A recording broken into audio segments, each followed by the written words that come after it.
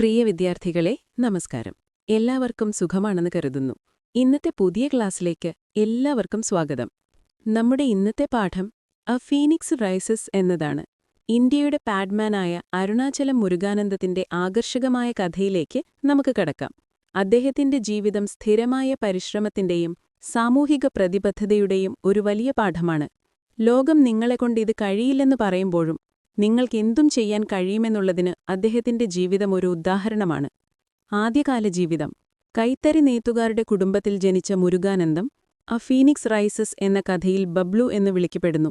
പിതാവിന്റെ ആകസ്മികമായ മരണത്തെ തുടർന്ന് 14-ാം വയസ്സിൽ സ്കൂൾ വിദ്യാഭ്യാസം ഉപേക്ഷിച്ചു. 2 പെൺമക്കളെയും ഒരു മകനെയും പോറ്റി വളർത്താൻ അദ്ദേഹത്തിന്റെ അമ്മ വളരെ കഷ്ടപ്പെട്ടു. മുരുകാനന്ദം ഒരു എഞ്ചിനീയർ ആകണമെന്ന് അദ്ദേഹത്തിന്റെ അമ്മ ആഗ്രഹിച്ചിരുന്നെങ്കിലും അദ്ദേഹത്തെ കോളേജിൽ അയക്കാൻ അവർക്ക് സാമ്പത്തികമായി കഴിഞ്ഞില്ല.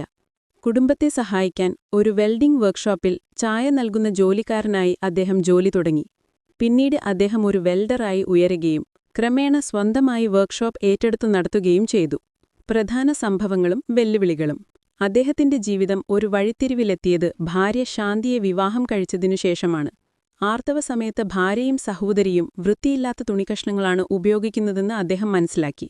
കാരണം സാനിറ്ററി നാപ്കിനുകൾക്ക് വളരെ വില കൂടുതലായിരുന്നു. ഈ തിരിച്ചറിവ് താങ്ങാവുന്ന വിലയിൽ സാനിറ്ററി പാഡുകൾ നിർമ്മിക്കുന്നതിനുള്ള ഗവേഷണത്തിന് അദ്ദേഹത്തിന് പ്രചോദനമായി. വില കുറഞ്ഞ സാനിറ്ററി പാഡുകൾ ഉണ്ടാക്കാനുള്ള അദ്ദേഹത്തിന്റെ ഗവേഷണം വലിയ വെല്ലുവിളികളിലേക്കും ഒറ്റപ്പെടലിലേക്കും നയിച്ചു. അദ്ദേഹം നേരിട്ട കാര്യങ്ങളിതാണ്. കുടുംബത്തിലെ പ്രശ്നങ്ങൾ. അദ്ദേഹത്തിന്റെ ഭാര്യയും അമ്മയും ഉൾപ്പെടെയുള്ള കുടുംബാംഗങ്ങൾ അദ്ദേഹത്തെ പിന്തുണച്ചില്ല.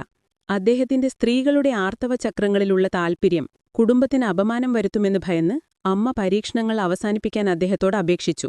അദ്ദേഹത്തിന്റെ ഭ്രാന്ത് ഉപേക്ഷിച്ചാൽ മാത്രമേ തിരികെ വരൂ എന്ന് പറഞ്ഞ് ഭാര്യ അദ്ദേഹത്തെ ഉപേക്ഷിച്ചുപോയി. സാമൂഹിക ഒറ്റപ്പെടൽ. ഗ്രാമവാസികൾ അദ്ദേഹത്തിന്റെ കുടുംബത്തെക്കുറിച്ച് കിംവദന്തികൾ പ്രചരിപ്പിക്കുകയും പരുഷമായ നോട്ടങ്ങളിലൂടെയും അടക്കം പറച്ചിലുകളിലൂടെയും അവരെ ഒറ്റപ്പെടുത്തുകയും ചെയ്തു. ഒരു ദിവസം അയൽക്കാരിയുടെ മകൾ അദ്ദേഹത്തെ ഒരു റബ്ബർ ട്യൂബും രക്തവും ഉപയോഗിച്ച് പരീക്ഷണങ്ങൾ നടത്തുന്നത് കണ്ടപ്പോൾ എല്ലാത്തരം കിംവദന്തികളും ഗ്രാമത്തിൽ പരന്നു. ഇത് അദ്ദേഹത്തിന് കൂടുതൽ അപമാനമുണ്ടാക്കി. വ്യക്തിപരമായ ത്യാഗം. സാനിറ്ററി പാഡ് പദ്ധതിയുടെ പിന്നാലെ പോയപ്പോൾ അദ്ദേഹത്തിന് ഭാര്യയെയും കുടുംബത്തെയും സുഹൃത്തുക്കളെയും പണവും പോലും നഷ്ടപ്പെട്ടു. ഗ്രാമത്തിനെയും പുറത്തുമുള്ള എല്ലാ ദരിദ്രരായ സ്ത്രീകൾക്കും ഒരു സമ്മാനം നൽകാൻ ആഗ്രഹിച്ചതുകൊണ്ടാണ് അദ്ദേഹത്തിന്റെ ജീവിതം തകർന്നുപോയത്. പ്രധാന നേട്ടങ്ങൾ. എല്ലാ തിരിച്ചടികളുണ്ടായിട്ടും അദ്ദേഹം പിന്തിരിഞ്ഞില്ല. 2 വർഷത്തെ ശ്രമകരമായ പരീക്ഷണങ്ങൾക്കൊടുവിൽ ബ്രാൻഡഡ് സാനിറ്ററി നാപ്കിനുകളിൽ ഉപയോഗിക്കുന്നത് പരുത്തിയല്ല, മറിച്ച് പൈൻവുഡ് പൾപ്പാണെന്ന് അദ്ദേഹം കണ്ടെത്തി. അദ്ദേഹത്തിന്റെ വളർത്തുനായ അബദ്ധമായ ഒരു സാമ്പിൾ കാർഡിൽ മാന്തിയപ്പോഴാണ് പൈൻവുഡ് പൾപ്പിൽ നിന്ന് നാരുകൾ വേർതിരിക്കുന്നതിനുള്ള വഴി അദ്ദേഹത്തിന് മനസ്സിലായത്. സാനിറ്ററി നാപ്കിനുകളുടെ ഉയർന്ന വിലയ്ക്ക് കാരണം അതിന്റെ നിർമ്മാണ യന്ത്രങ്ങളുടെ ഉയർന്ന വിലയാണെന്ന് മുരുകാനന്ദം മനസ്സിലാക്കി. തുടർന്ന് കുറഞ്ഞ പരിശീലനമുള്ള ആളുകൾക്കും പ്രവർത്തിപ്പിക്കാൻ കഴിയുന്ന താങ്ങാവുന്ന യന്ത്രങ്ങൾ രൂപകൽപ്പന ചെയ്യുന്നതിൽ അദ്ദേഹം ശ്രദ്ധ കേന്ദ്രീകരിച്ചു. നാരുകൾ വേർതിരിക്കാനും സമ്മർദ്ദനം ചെയ്യാനും അണുവിമുക്തമാക്കാനും 3 യന്ത്രങ്ങൾ അദ്ദേഹം രൂപകൽപ്പന ചെയ്തു. 13 വർഷത്തെ പരിശ്രമത്തിനു ശേഷം അദ്ദേഹത്തിന് അതിന്റെ കണ്ടുപിടുത്തത്തിന് പേറ്റന്റ് ലഭിച്ചു. പേറ്റന്റ് ലഭിച്ചപ്പോൾ അത് താൽപ്പര്യമുള്ള ആർക്കും ഉപയോഗിക്കാമെന്ന് പൊതുജനത്തിന് സമർപ്പിച്ചു. ലാഭമല്ല, മറിച്ച് ആവശ്യമുള്ളവർക്ക് സഹായം നൽകുകയാണ് സംരംഭത്തിന്റെ വിജയമെന്ന് വിശ്വസിക്കുന്നതുകൊണ്ട് വനിതാ സ്വയം സഹായക സംഘങ്ങൾക്ക് അദ്ദേഹം സബ്സിഡി നിരക്കിൽ യന്ത്രങ്ങൾ വിൽക്കുന്നു. രസകരമായ വസ്തുതകൾ. അദ്ദേഹത്തിന്റെ പ്രചോദനകരമായ കഥ ട്വിങ്കിൾ ഖന്നയുടെ the legend of Lakshmi Prasad എന്ന പുസ്തകത്തിൽ രേഖപ്പെടുത്തിയിട്ടുണ്ട്. ഈ പുസ്തകത്തിൽ നിന്ന് പ്രചോദനം ഉൾക്കൊണ്ട് നിർമ്മിച്ച സിനിമയാണ് പാഡ്മാൻ. ഇതിന് നാഷണൽ അവാർഡ് ലഭിച്ചു. കൂടാതെ ഇന്ത്യൻ രാഷ്ട്രപതിയിൽ നിന്ന് grass root technological innovations award അദ്ദേഹത്തിന് ലഭിച്ചു.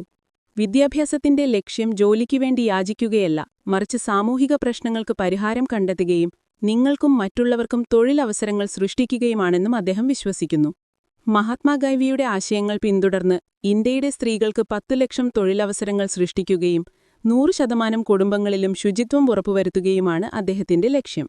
മുരുകാനന്ദിന്റെ ജീവിതകഥ ഒരു വ്യക്തിയുടെ നിശ്ചയദാർഢ്യം എങ്ങനെ ഒരു വിപ്ലവത്തിന് കാരണമാകുമെന്നതിന്റെ ശക്തമായ ഉദാഹരണമാണ്. അദ്ദേഹം ഒരു പ്രശ്നത്തെ അവസരമാക്കി മാറ്റി ലോകത്തെ പരിവർത്തനം ചെയ്തു. ഇന്നത്തെ ക്ലാസ് നമ്മളിവിടെ അവസാനിപ്പിക്കാം. നമ്മുടെ ചാനൽ സബ്സ്ക്രൈബ് ചെയ്ത് സപ്പോർട്ട് ചെയ്ത എല്ലാ സുഹൃത്തുക്കൾക്കും എല്ലാവിധ ഭാവുകങ്ങളും അർപ്പിക്കുന്നു. മറ്റൊരു ക്ലാസ്സുമായി വീണ്ടും കാണാം.